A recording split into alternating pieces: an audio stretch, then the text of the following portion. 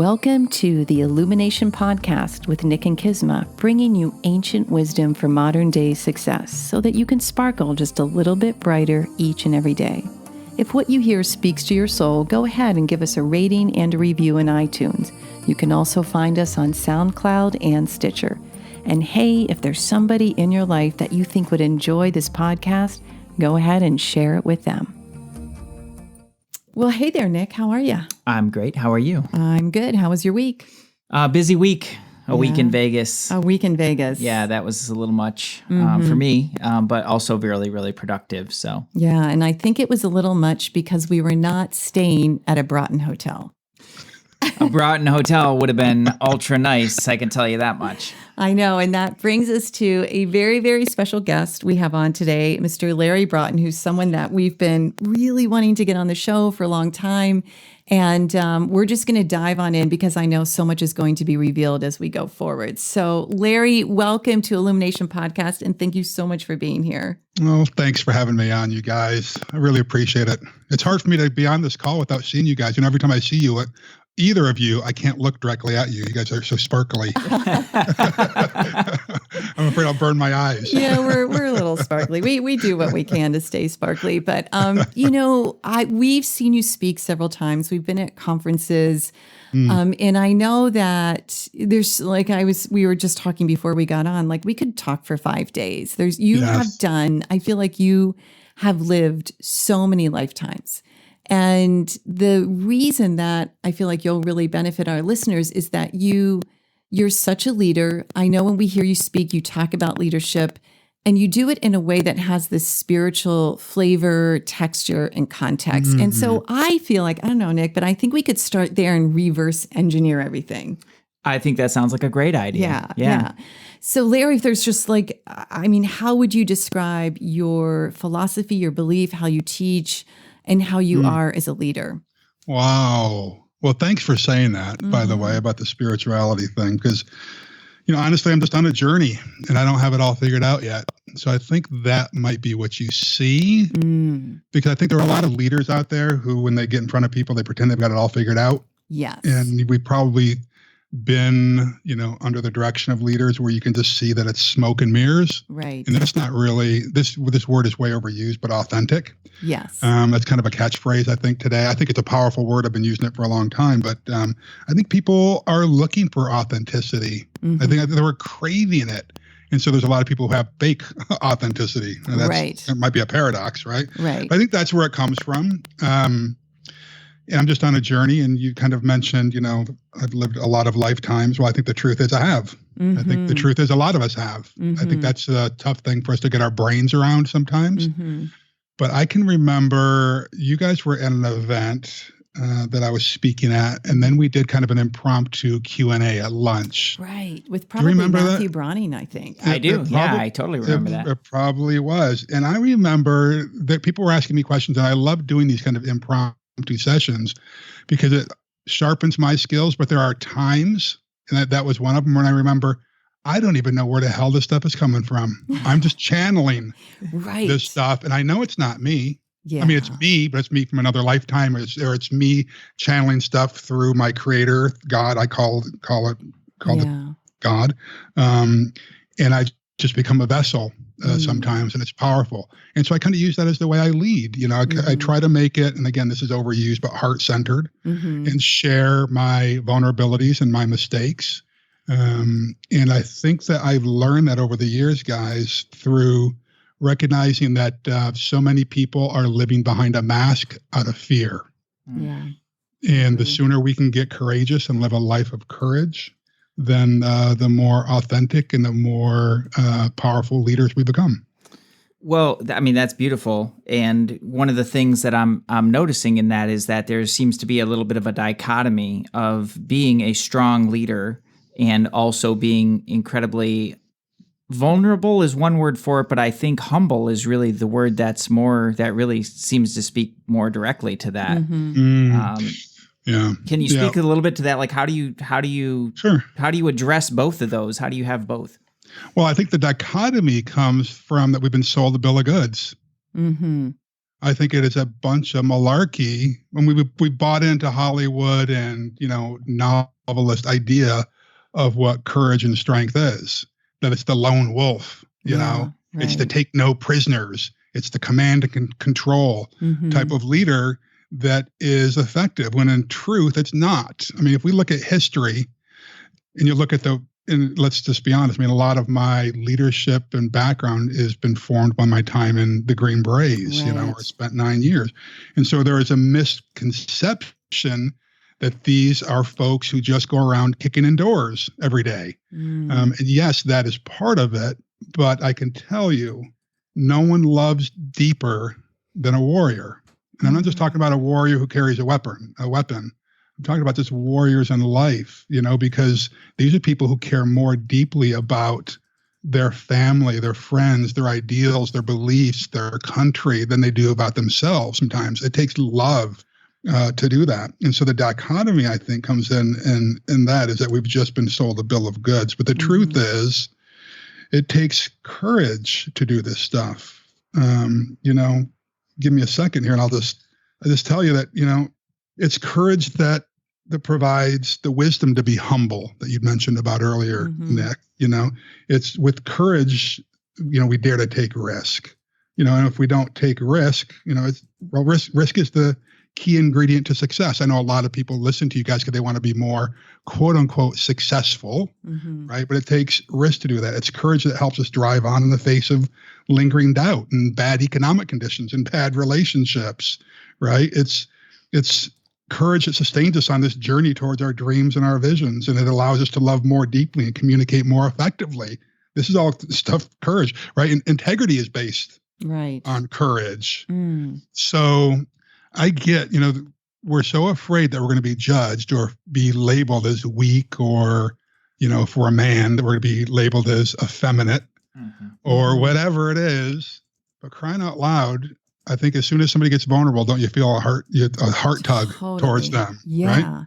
It really, I just love what you said, that warriors love more than ever. I mean, when we go back to our spiritual roots, it's like the Bhagavad Gita. It's the ultimate righteous war. And this is such a great representation, how you speak about the vulnerability, the authenticity, the love, which is the greatest harmonizer ever in terms of energy, and courage. I think that is really something that people need to hear again and again. Like, it's okay to have someone think that you've got a little nutty, or disagree with you or whatever. And that's usually a good sign, right? Like when your friends or your family are like, what are you doing? That usually means that you're stepping into your truth and you're beginning to really speak from a true voice. I love that. Yeah, well, I think for me, I can just only personalize it and share what I've learned along the way. When I finally stepped into what you call, and a lot of people call, your truth, that's when I felt freedom. Early in my business career, I mean, I should probably give you a little bit of background. I barely graduated high school, I've got a high IQ, as it turns out, but I didn't know that until I got into the military. As it turns out, I'm dyslexic, but I grew up thinking that I was stupid. Oh my gosh! Wow. And I had a counselor in high school who told me, I think, I don't know, with a sophomore, you go in and speak with your counselor and say, what do you want to be when you grow up? And I said, I want to be a veterinarian. And the counselor literally chuckled and said, no, you're not smart enough to do that. But if you want to work with animals, you can join FFA, Future Farmers of America. And that just crushed me, and so I went through the rest of high school thinking I was an idiot or stupid. Oh my gosh. And how many people has that really happened to as well? I'm sure our listeners are resonating with that. Over and over again. Yeah. I mean, this is somebody in authority, right? These people know, right? And it's not like I had this this group of cheerleaders in my home. I didn't, right? But so when I got into business, I mean, I always knew I had a inclination towards leadership. But when I got into business, instead of leaning into who I am or was, I started copying what everybody else was doing. I tried to mimic how people spoke and how they ran meetings. And it just felt so creepy that there was a disconnect, right? And I started getting wound really tight. But it wasn't until I just realized that I have to just be me, that I felt freedom. Right. In that. Was there an instance where you were just like throwing it to the wind? This is BS. I'm just going to do what I'm here to do. Or did you find yourself evolving into that? I evolved into it over time, but what caused me to evolve was actually a couple of significant crises, and frankly, a crash and burn where I scraped along bottom for a while. Where I realized my best efforts got me here, and it's time for me to buck up. And so this is why I just really encourage people that if you're having a painful period, there's good on the other side of it. If you're willing to be intellectually honest, if you're willing to do the hard work and have some intelligent reflection, which takes courage, by the way. Right. But wisdom is what comes from doing and reflecting. You can be smart, but not be wise. Right. Totally. So if you're having a painful period and you're willing to actually do the work, wisdom will come on the other side of that. That is so perfect. I think that, Nick and I talk a lot about how people tend to label things good or bad. And this is something we certainly work on with our students and clients, because like you said, there could be this painful period and how quickly we go to being like, oh, this is really bad, or this really bad thing happened. Yet we've not seen the occurrence of events that come to follow that can actually catapult a human to a new evolution, or take somebody to a different route, or just, like you said, have more courage, more authenticity. So I love that. And the wisdom piece is just spot on. Well, I think that we have to look at these. Thank you, by the way. I think that when we look at these painful periods, it does take a little bit of our own brainwashing, or just kind of redirecting the way we think about these things. Because as you say, I think society has programmed us that if it's pain, then it's bad. But it's not. Right. It's opportunity. I mean, if you think about if you're going into the gym to work out and you're going to push weights, there's pain there, but you become stronger on the other side. If you're an endurance runner, you go out and you push it until your lungs burn and it hurts. Right. But the next time you go out, you can run a little bit further. And I think it's the same thing that has to do with tenacity, same thing that has to do with stretching our spiritual muscle. We've got to go through this a little bit once in a while. And I'm not saying our whole lives we need to be kind of the self-flagellation and whipping. I'm not saying that, right? But I don't think we should run from it. Yeah. I think we should lean into it.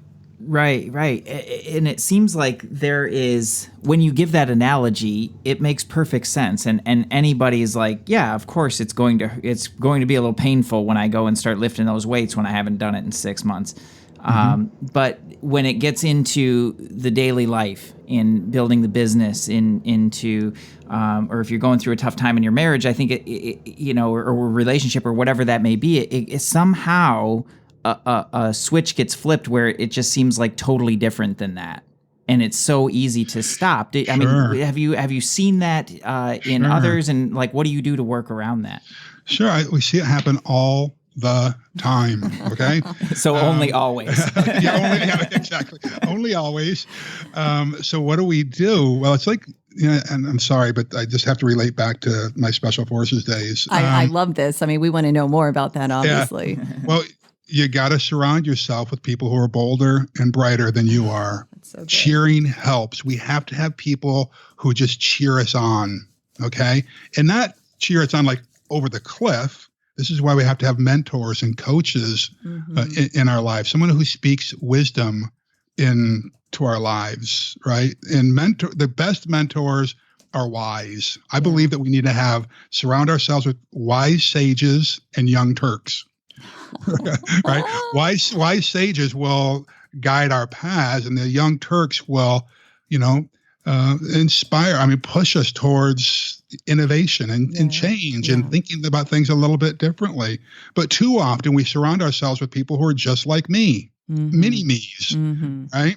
And so we get stuck. And this is what drives me nuts about the political process that we're in right now, that we can't have animated debate and civil at the same time. It just degenerates down to garbage, and it's I'm right and you're wrong. Well, guess what? Life ain't like that. I know. Yeah, I totally agree with that. So business is the same way. I think that if we surround ourselves with mentors, multiple mentors, and people who are bolder and brighter than we are, like through masterminds or board of advisors or whatever, and we bounce ideas off of them and pretend, instead of pretending we've got it all figured out, Nick, then I think that it's easier to navigate these landmines that come up in life. Yeah, I appreciate that. That makes so much sense. Can you speak to one of your most influential mentors and maybe a little bit about what he or she might have meant to you? So I've been blessed to have some great mentors in the last few years of my life. But one of the reasons I really started mentoring people actively in recent years was because I didn't have mentors early on in my life. And so I floundered. Mm. But when I look back at my life, I realized that I can get pearls of wisdom and nuggets of learning from anybody. They don't have to be perfect people. Right. I mean, we can learn stuff from a variety of kooks and characters through history. Right. Mm-hmm. But that doesn't mean that they're perfect people. So that was one of the mistakes that I made early on in my life. I felt like I couldn't sit under this person's tutelage because they just didn't have everything together. But I learned about this stuff in martial arts at a young age, because the black belt instructor is really a mentor. Mm-hmm. The scout master in Boy Scouts is really supposed to be a mentor. But then once I got into my 20s, I kind of didn't actively pursue mentors. Mm. And part of that was just because I was fearful and hiding and felt like if I really had a mentor, then I was going to have to share what was really going on in my life. Yeah. And truly a great mentor is someone that you can share your fears and your secrets. But the problem is there are people who exploit this mentor-mentee relationship. Mm-hmm. And I don't want to go down that dark path, but we can, there's plenty of examples of that, right? Yeah, there are too many examples of that. I agree. Exactly. Yeah. And they usually come across as, look what my students and clients have done to promote how great they are as a mentor. Yeah. And that's just pretty much the first where you're just like, okay, next. Yeah. Well, if you're aware. Mm-hmm. Right. If you're aware. Right. But too many of us aren't. Too many of us go through life blind and we follow. I think I got way off track on that, so I'm sorry. That's good. Somebody's going to have to bring me back. No, that was it. That was a really great answer. I so appreciate it. Can you think of anybody in particular that just meant the world to you? Yeah. So there's a guy named Greg Leith, who is just a powerful leader, spiritual guide for me, great business person. Great relationship with his bride. And he just invested in me for no other reason except that he loved me. And I thought that was pretty powerful. And I can call on him any time of the day or night. Mm-hmm. And he was there.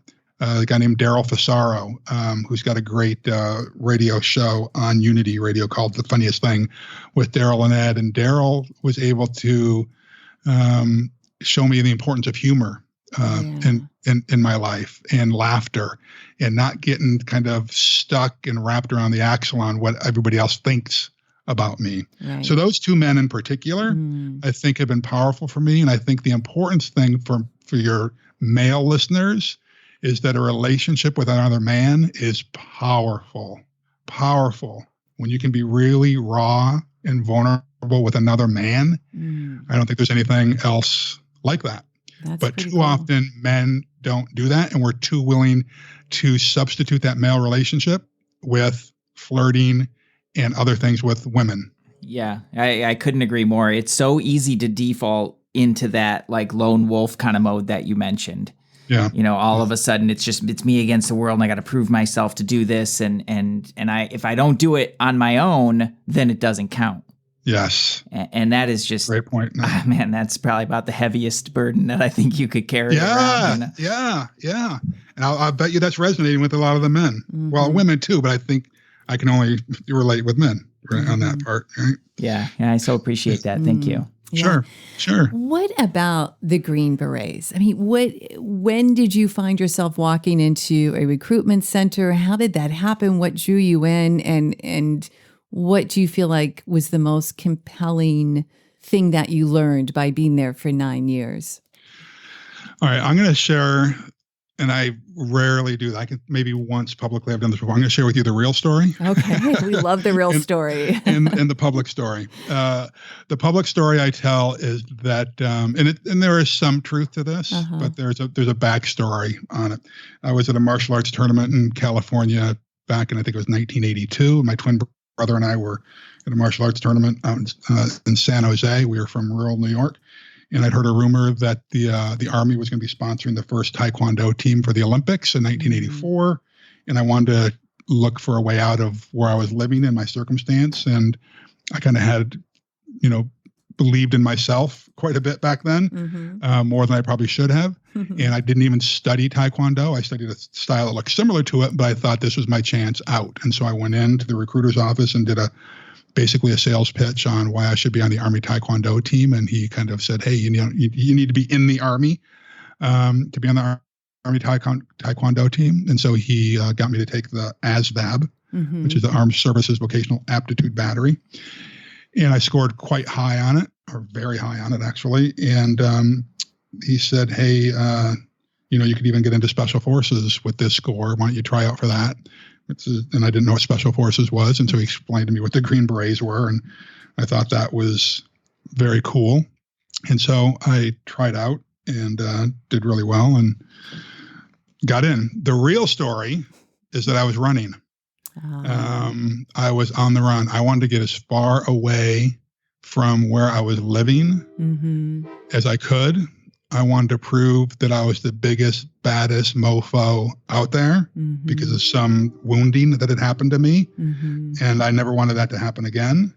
And so that's really why I went in. Yeah. And but honestly, it was the best experience of my life. Yeah. I wouldn't trade it for the world. What part of New York? Rural New York, you said? Rural, south of Buffalo, right at the Pennsylvania border, little town. Do you? Yeah. Okay. Yeah.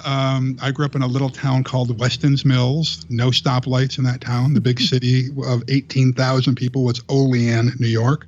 And Allegheny, what's next door, where St. Bonaventure University is. And so it's kind of cow country and apple orchards. Yeah. Kind of bucolic part of the state, but very depressed economically. Yeah. And I knew I needed to get out. Yeah. Wow. Do you feel like your approach to leadership is largely based on your military training, or does that come from somewhere else? Nick, I think it's kind of a combination. I was in Boy Scouts as well, and I kind of tapped back into a lot of the things that I watched. I guess I'm just an observant person. I'm a high analytic on the Strength Finders scale. And so I'm always looking at other people and what are they doing right? What are they doing wrong? And I remember my father coming home when I was a kid. He was a factory worker. And just knowing that he didn't enjoy his job and hearing the stories he would tell about some of the people that he worked for and with. And I thought, that just doesn't make any sense. And then going through Boy Scouts and learning about inspiration versus motivation and, how to really serve people, that there's something, I think it was Mother Teresa and other people have said this, but there's no higher calling than serving other people. Yeah. And that you can really get filled up. I've traveled around the world and I've realized, before I've stepped foot in a country, I've kind of shift to that Western mentality. Oh, I'm here and I'm going to help and I'm going to serve. I'm going to do these great things for these people. But then I realized I get more out of it than I could ever give. Right. Yeah. But yeah, when it comes to actually building teams though, Nick, and when it comes to getting quote unquote the most out of people, it comes from my training in Special Forces, because I just believe that I have a moral obligation, because I think I have a gifting in this area. And if you have a gifting, you're morally obligated to share that gift. And so mine is seeing potential in people that they had never seen in themselves. And so I think the leadership stuff is just a combination, because we're all kind of this, experience stew, right? And so when you stir all that together and you take a ladle of this stew and put it into your bowl, it's hard to really determine, what ingredient is really making this thing so tasty. So true. Yeah, that is definitely your superpower, by the way. Oh yeah? You can tell that basically just in everything that you say. I've had, several conversations with you and you always have that way of picking out that that little something, not always little something, but oftentimes that little something that just really nobody else would necessarily see. It's really quite extraordinary. Thanks for that. I mean, I needed that today of all days. I mean, I won't even go into it, but yeah, I do believe that that's a gifting, that I am able to read or hear between the lines of what people are saying and what they're not saying. And then I just feel like reality is our friend. And so I have to share that when somebody either doesn't say something or they say something I don't feel like is really on the mark, just kind of in a loving, direct and respectful way, kind of bring it to light. Yeah. So thanks for recognizing that. That's beautiful. Yeah. Kind of coming back to the humility conversation and your experience in the military, I've never had any direct experience with that. I went into the Marine recruiter's office. I was like this close to signing up, and I just decided that I really wanted to be a musician more. Yeah. And so that was my story around it, and I never went back. But I've always had a really and truly just an incredible, really like beyond incredible respect for people who have served in the military. I just think it's an extraordinary thing.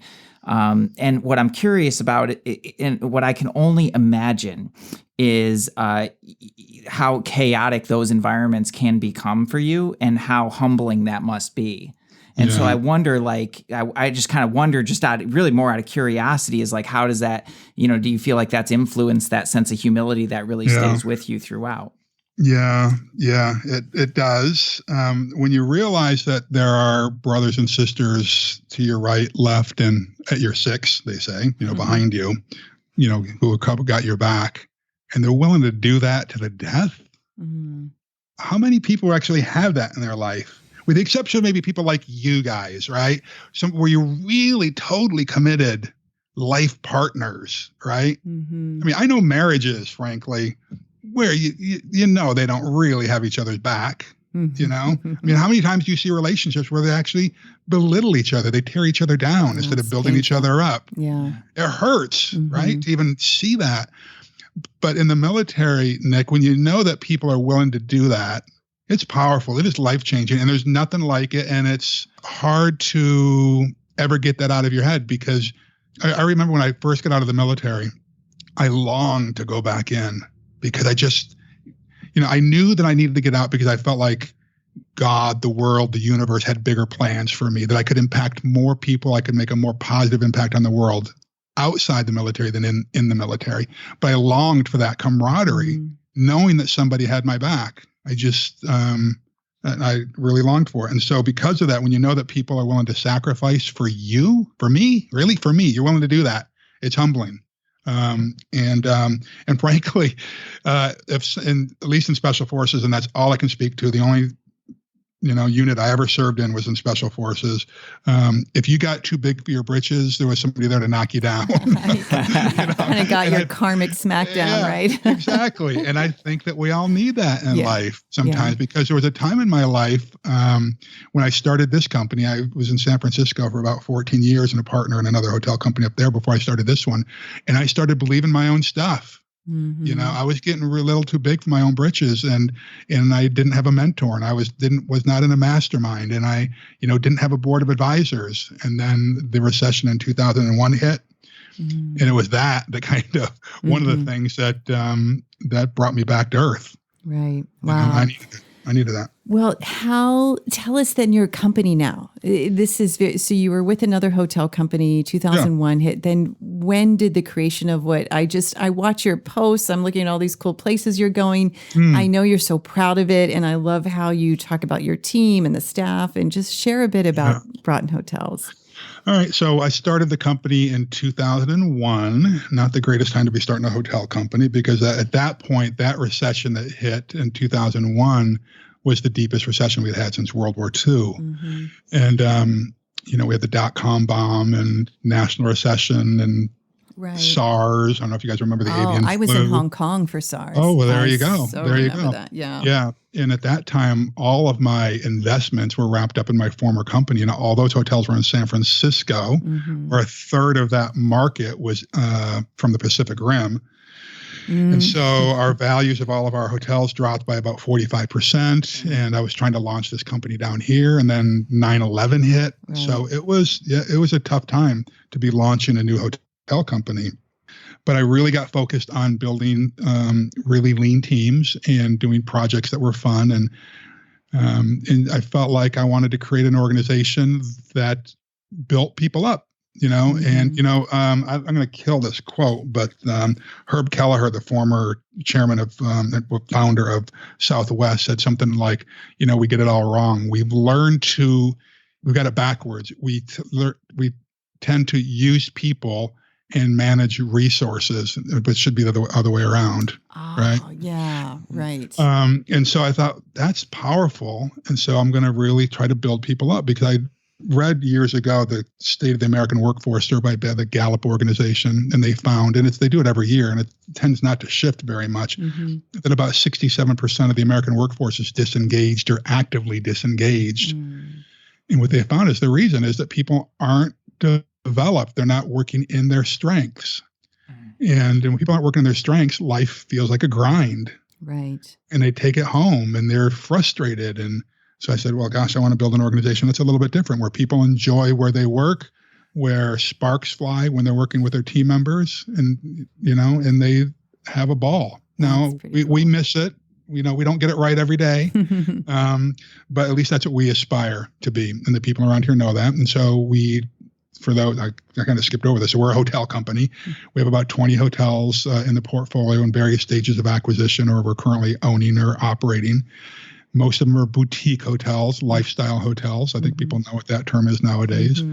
Most of them are in California. We have 3 in Chicago, but we've got, pretty big, hairy, audacious goals of growing nationwide over the next several years.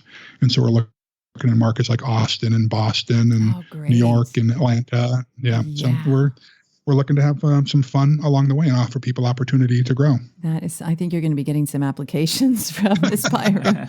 I mean, it's just, to be able to have a vibrant culture, work culture for people. That's when it's like the entire business is like this wheel, and all the spokes are in line, and they're healthy, and everything is, that's beautiful. I love that. It's really quite a shocking number, 67%.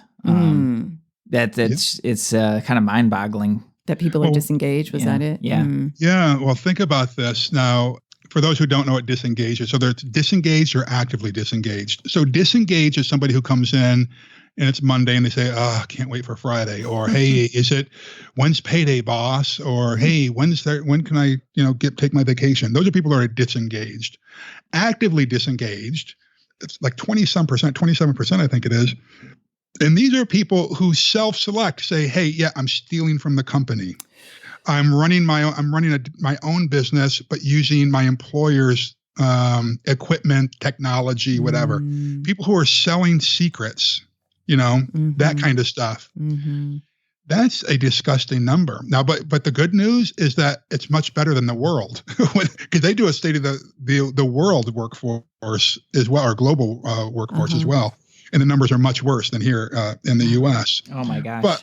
But I think of it this way: as the CEO of the organization, I've got an obligation, a moral obligation for the people that are on my team, that are in my sphere of influence, because I'm not just providing them a paycheck. I'm providing rent money. I'm providing tuition money. I'm providing money for people to put the food in their mouth. I don't know.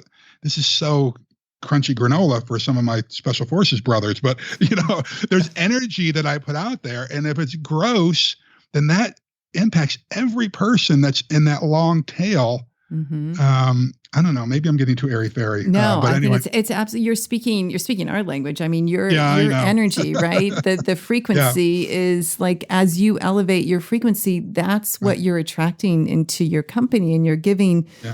I mean, our teacher in India always says the highest form of service is to seek self-realization. Now, maybe a lot of us aren't really seeking that, but it's like point in that direction.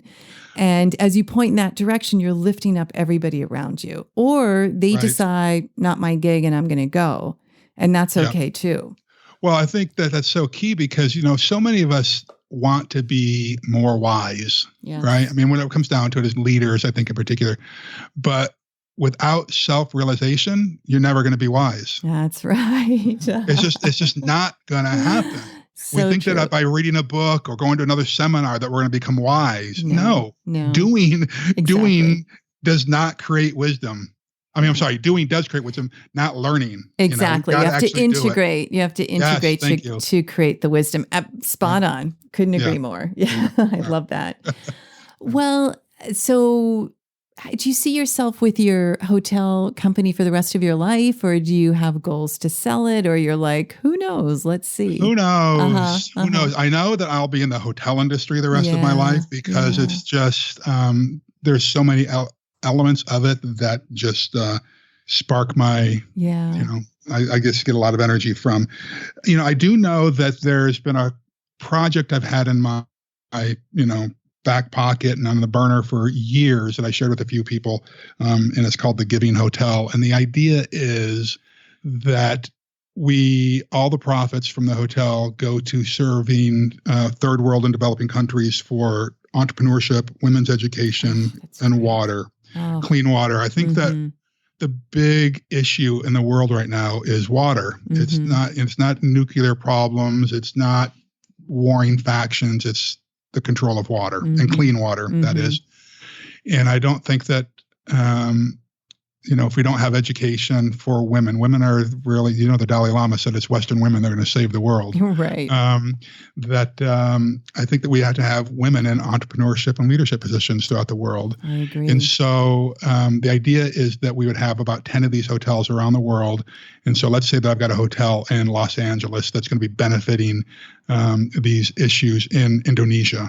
All right. Well, all of the art, food, decor, design, music would be influenced by Indonesia. I love that. And so people that go there, those profits would go to these programs in Indonesia. And so there might be one, in London that serves Zimbabwe, for instance. So I've shared that with a couple of people. A couple of people are trying to run with that idea now to start their own company, but that's kind of the goal. Yeah, I love it. So I may have this company and do that, or just that, I don't know. But I do know that I want to up my game when it comes to serving humanity.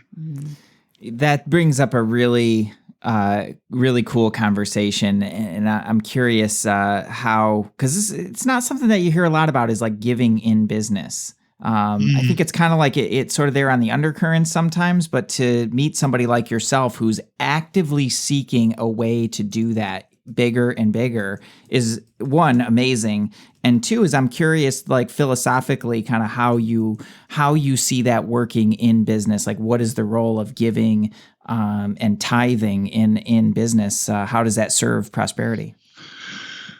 Well, I think, Nick, that more of it happens than we realize. I know entrepreneurs and business owners who give away literally tens of millions of dollars a year and who do it quietly. I think that the media and movies and books have made capitalists look like the evil bad guys. But if you think about a lot of these nonprofits around the country, they are funded by a lot of these capitalists. Yes. I think that we call it conscious capitalism, right? I mean, I do think that it's on the rise, but I don't know if it's the Protestant work ethic or whatever it was, but there are a lot of people who, like I'll just say I'm 54. A lot of my contemporaries and people, business owners that are older than me, they give away millions of dollars a year and never say anything about it because they believe that they shouldn't be braggadocious about this. Yeah. That there's something you do privately. I think it's kind of the younger generation of folks that are out there who are doing it much more publicly. And there's not a right or wrong about it. But I can tell you this. One of the things that we do in our organization that I've gotten a lot of blowback on is once a month we stop what we're doing in this office. And even if I've got clients here that I'm meeting with, we stop and we make sack lunches make about 150 to 160 sack lunches that we then give to Orangethorpe Children's Home and a couple other homes around Orange County. And I used to be very quiet about that. Did that quietly for years. And then I realized, when I would have a private conversation with somebody, they'd say, "Oh, that is so cool." And so once social media started taking off, I would post pictures once in a while about it. And some people say, what are you doing? You're so braggadocious about this. Look at you trying to get attention for it.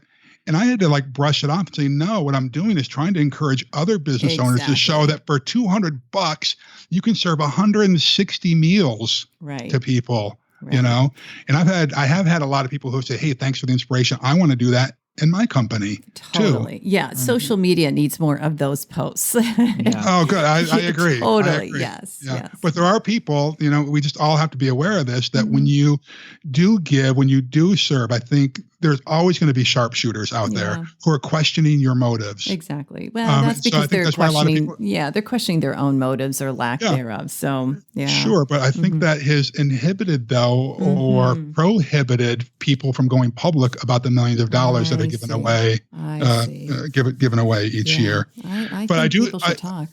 I do too. I think that there are more organizations, Nick, that are doing this. You know, Tom's Shoes comes to mind, you know, right away. So there are a lot of people that are kind of doing this. But I think just by being a capitalist, not a pure capitalist where you exploit people, but those that serve their communities by creating jobs, I think that's a great way. There's nothing wrong. There's nothing wrong with that. I think it's one of the most beautiful things, and really one of the greatest, you know, one of the greatest acts, because you can actually leverage your people and your business to give in a bigger way. Like, I don't know, I'll be honest, I teared up a little bit when you were talking about making the sack lunches. I'm like, that is such a beautiful, like, that is so amazing. And I've done that before, and it, boy, I can't, I don't know if I can quite put words on it of how it just really changes your perspective than to go take those sack lunches and to go find somebody who really needs it to put it in their hands is like extremely humbling. You know, you don't even always know who's really in need because they have a way about them that is like, oh no, I've got it. When in fact, they take that lunch and they're so grateful. And I can't tell you what that felt like for me, but I just think that's so cool.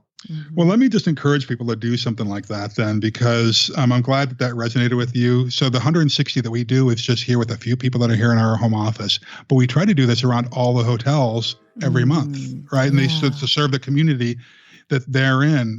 Then every year we'll in Chicago, our 3 hotels get together and do it there. And then we get everybody in our LA hotels. They go to Sportsman's Lodge, which is one of our hotels. And then we do thousands of meals, you know, where we get sponsors to come in and do this. And so I would say, if you're a business owner or you're a business leader, can't you do something like that? Yeah. You know, just to serve people, just to serve. And I think that what we're doing is we're putting that energy and that vibration out there to the world. And you're showing our team members, right, that there's these small acts that can go a long completely way. Because sometimes... I mean, you never know whose stomach you're feeding that needed that much nourishment to actually get an idea and take the next step in whatever direction they're going, you know, forward. Right. And it goes beyond that, because sometimes the way to someone's soul is through their stomach. Right. I'm just saying, you know, because sometimes people are so down, because to think that, I mean, I've had people break down when I put something like this in their hands. They just break down in tears saying, oh my gosh, no one has done this for me before. You know, that they know that somebody cares about them that much that they're willing to fight another day. You just don't know. That is something that we need right now, for sure. Thank you for sharing that. I have I wanted to ask real quickly. Sure. You have some sort of morning routine that you do.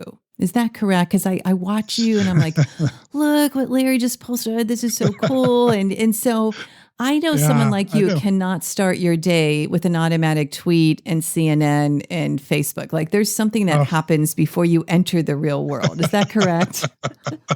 It's some sort of routine, that's for sure. Yes, that is correct. And let me preface that. I do think it's pretty powerful, but let me say this just to give some background. In the old days, and I mean like several years ago, I used to carry with me everywhere I went this orange to-do list. And I was constantly writing things down on it. And this thing would, if we went to dinner, it would sit there next to my plate or underneath my leg, and I'd pull it out as things came to me. It would sit on my bedstand. You know, when my wife, I used to be married. When my wife and I were married, this is like my nightstand. And as I woke up in the middle of the night, I'd write ideas down on it. So I was training my brain to constantly be working. And my mentor said that is the wrong thing to be doing. He taught me about how the way the brain works. The brain needs rest at night when you're sleeping. That's when the brain is doing all the filing of all the millions of bits of data that it took in during the day. Well, what I used to do, I'd get up when my eyes would pop open in the morning, I was already at work because I've been training my brain all night. You're working. And so when you're married and, in the morning, wouldn't it be nice to roll over and give your wife a kiss or your husband a kiss in the morning instead of I'm at work? So my energy was there, and I would get up and I would check email and check social media and all that garbage, right? And wondered why when I got in my car, I was uptight and trying to drive people off the road and on the bad days, flipping people off and saying bad things to them, right? And wondered why my days I was grouchy all day. Well, it took some time to realize, and my mentor, Daryl, helped me with this to say, you got to start your day with intentionality. You got to start looking for the little miracles throughout the day. And I said, I don't have time to be doing reading and prayers and meditation and all that kind of stuff. I'm busy. I'm a CEO. I'm building an empire. He's like, dude, you've got 7 minutes. If you can't afford 7 minutes in the morning. And so we worked out this little 7-minute routine where it was brief meditations, a little bit of reading, and some mantras. And so before I check email, before I check, turn on the news, it's what I do. I read an entry from the Daily Word. I read something from Emmett Fox around the year with Emmett Fox. I read a passage from my book, Flashpoints for Achievers. I write my intentionalities down for the day. Like I'm going to look for little miracles today. I'm going to help the barista or somebody hold the door at Starbucks. Or if I see a woman in the parking lot at Albertsons, I'm going to help her with her groceries. Those little things. And all of a sudden I started realizing that my temperature dropped, my blood pressure came down. I smiled more. And something powerful happens when you start smiling at people. They smile back. Isn't oh my gosh, amazing? Powerful, right? So anyway, and then I started doing that at night as well. I just used to go through, I could do a gratitude journal at night so that, studies have shown you wake up the way you go to bed. Yes. And so if I'm putting negative stuff in my brain, like watching the news before I go to bed, well, that's what my brain is going to be processing all night. But if I go through all the beautiful people and all the beautiful things I saw during the day that I'm grateful for, then that's how I wake up in the morning. And so that's kind of the loop that I do. I love that. That is exquisite. Yeah. That is really amazing. Thank you for sharing that. 7 minutes, everyone. 7 minutes is not too long. That's pretty cool. Yeah. We love to ask our guests this one question. But before I do that, I want to know from you, is there anything you want to share with our listeners or something important going on, a book? I mean, you've got your Flashpoints, right? That book? Yeah. Yeah, I got a book called Flashpoints for Achievers. It's really powerful for people. I've got a CD that's been really powerful called it's Revealed, 8 Mission-Tested Strategies for Leadership in Life. And if you just go to larrybroughton.me, then they can get, both of those are free, to buy them. I just want to give them out to people. Oh, that's so great. So there's that kind of stuff. I mean, if there's something I wanted to share with people, that would be, stop chasing success, for crying out loud. I use that word because people get it, but I just beg people to live a life of significance. Serve your community, serve your family, serve your place of worship. And success is the byproduct of a life of significance. But don't chase success. It's just empty, it's hollow, and it'll drive your life right off a cliff. And the train of truth just went by. Perfect timing with those words. I love that. It's true. What we chase keeps running from us. Yeah. And just grounding that in significance that changes everything. It's a completely different vibe. Well, the question I love to ask our guests is there anything that secretly you really want to do and you have not yet done and you haven't told anybody about it? Oh my gosh. Secretly. I guess I'm an adrenaline junkie at heart. Oh. I kind of dialed that back when I had kids. But all kinds of things. I'd love to climb Mount Everest. I'd love to go shark diving.